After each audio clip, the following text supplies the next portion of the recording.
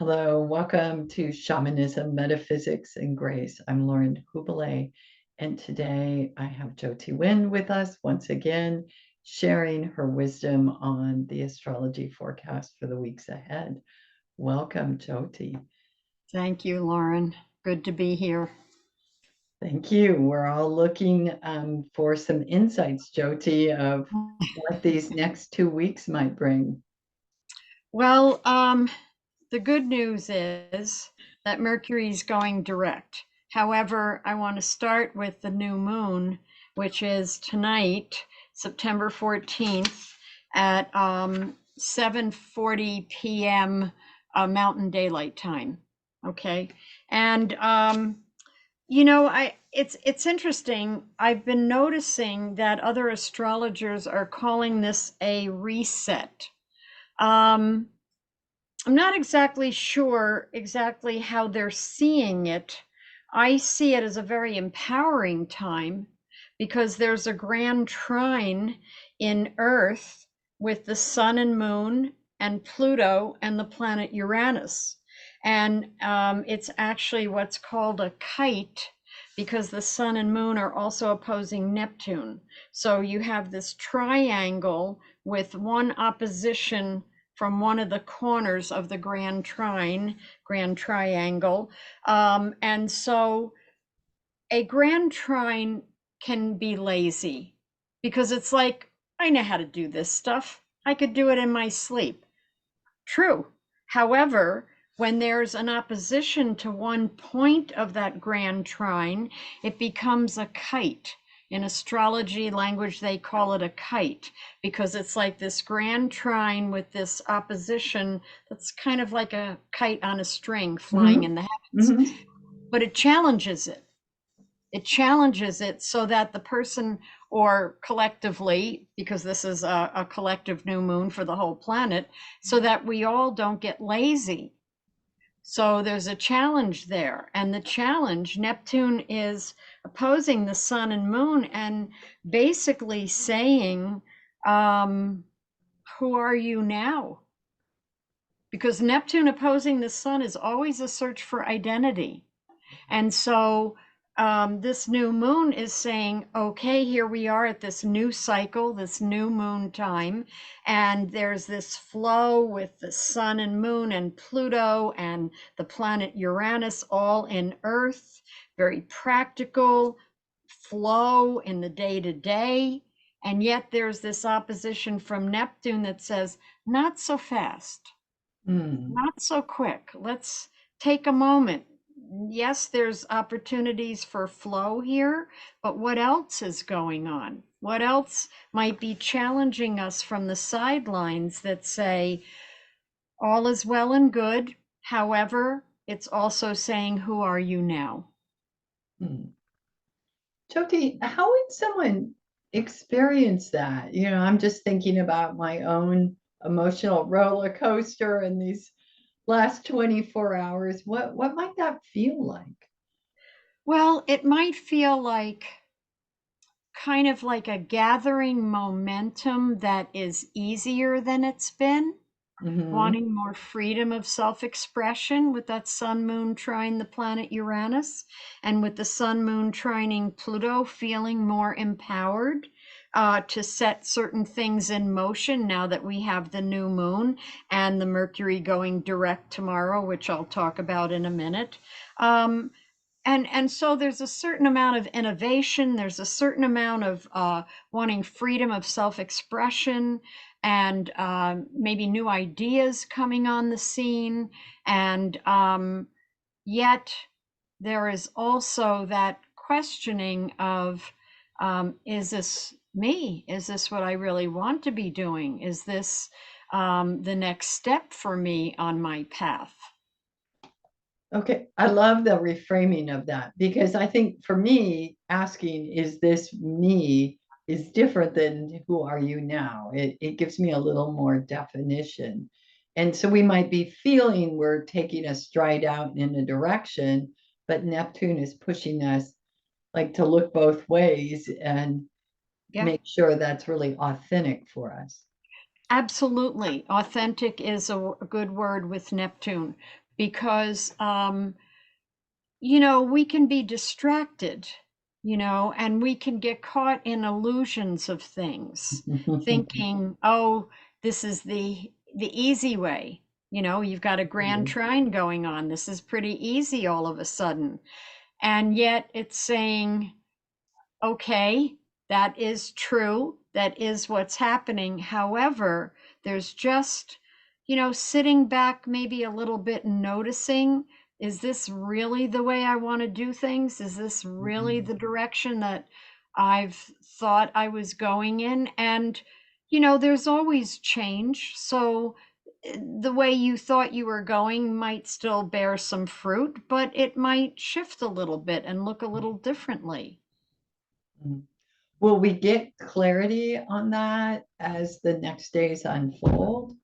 I think so with Mercury going direct. So let's segue right into Mercury because tomorrow at 2:21 p.m. Mountain Daylight Time, Mercury is going direct. It's been retrograde for 3 weeks, taking us inside to mull things around. I mean, that's the purpose of it because we're not an inner oriented culture. We're very much an outer oriented culture.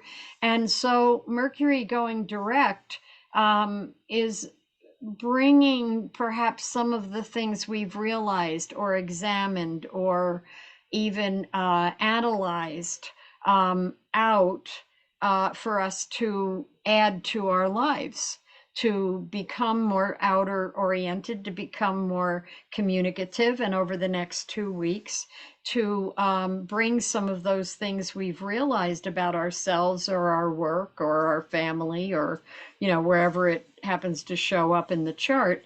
Where are we now with all of that, and what do we want to set in motion? What is it time for? And how do we begin that process of saying, okay, I've rethought some of these things and it's time for me to maybe do it a little differently than the path I was on pre Mercury retrograde.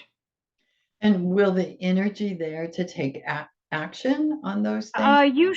Usually when Mercury turns direct, yeah, there's energy there. Absolutely, because it's a redo. You know, it's a redo of the past 3 weeks, and it's like there's energy to kind of correct it or bring new pieces to the table, new perceptions. Yeah, yeah. Redo doesn't sound great if we've had a bumpy 3 weeks. Who hasn't had a bumpy 3 weeks? Right, right, right. Yes. Yeah. Yes, but given perhaps some insights to see it differently, Mm, or to communicate more, because that energy is now moving more outward in okay. us and collectively. And so there might be more conversation or more, you know, hitting off ideas with people that give you more insight into how to set in motion the insights you've had. Yeah, that's really interesting. This is the first time I've kind of seen. I always think every time you give these, oh, I've got this Mercury down this time. I'm going to be there. And and then you don't, right? Because there's Yeah, so much going on. But I think what I'm hearing this time that's new is this coming direct is an opportunity for to give it some coherence. Yes, yeah. yes, it was a bumpy ride, but there's reasons for it, and this is why. Yes, yes. And so over the next 2 weeks, we redo some situations that maybe were very bumpy in that first 3 weeks of the cycle, and we get a chance to redo. And then it's like at the end of 2 weeks, we catch up and we go into new territory. Nice. Okay. Yes. Okay, so I mean that's huge. That's a big piece. I mean the new moon is the new moon, and not to make light of it, but Mercury direct is the real momentum right now. Is really the big news, I would say. Okay. And then we have the fall equinox coming on the 23rd at 12:50 a.m. Mountain Daylight Time. And it's a chart the fall equinox is a chart for the next quarter of the year. Okay, so it's covering an overview of 3 months until the winter solstice in December, just before Christmas.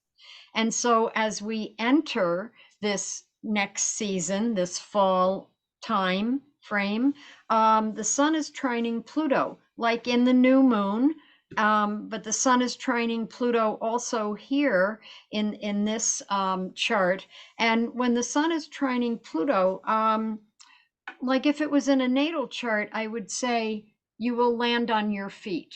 You will always emerge victorious. Not to minimize the real life situations that might find you, that might be difficult, but you'll come out the other side strong, you know? So that's what this is saying to me. It's in the new moon, the next cycle for the month, and it's in the fall equinox for the new cycle of the fall season. And so it says that you'll be able to do, there's a sense of being able to do what's needed.